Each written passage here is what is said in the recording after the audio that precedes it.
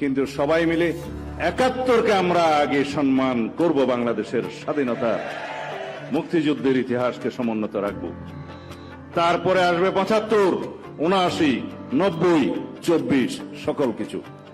অবশ্যই ছাত্রগণ অভ্যুত্থানে যারা শহীদ হয়েছেন, ভূমিকা রেখেছেন, ছাত্র নেতৃবৃন্দ যারা নেতৃত্ব দিয়েছেন, সকলের অবদানের প্রতি আমরা স্বীকৃতি দেই। এটাই আমাদের উদারতা।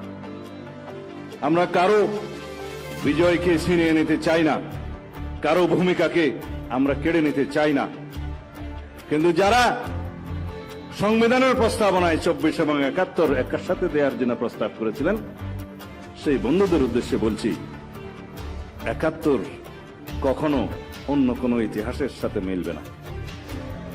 বাংলাদেশের সবচেয়ে গৌরবজনক অর্জন বাংলাদেশের স্বাধীনতা, মুক্তিযুদ্ধ, স্বাধীনতা সংগ্রাম এবং স্বাধীনতা যুদ্ধ। একটা স্বৈরাচারকে, ফ্যাসিস্ট সরকারকে পতনের জন্য যে আন্দোলন হয়েছে, সেটা কেবল জনদাবির মুখে স্বৈরাচার পতন আন্দোলন।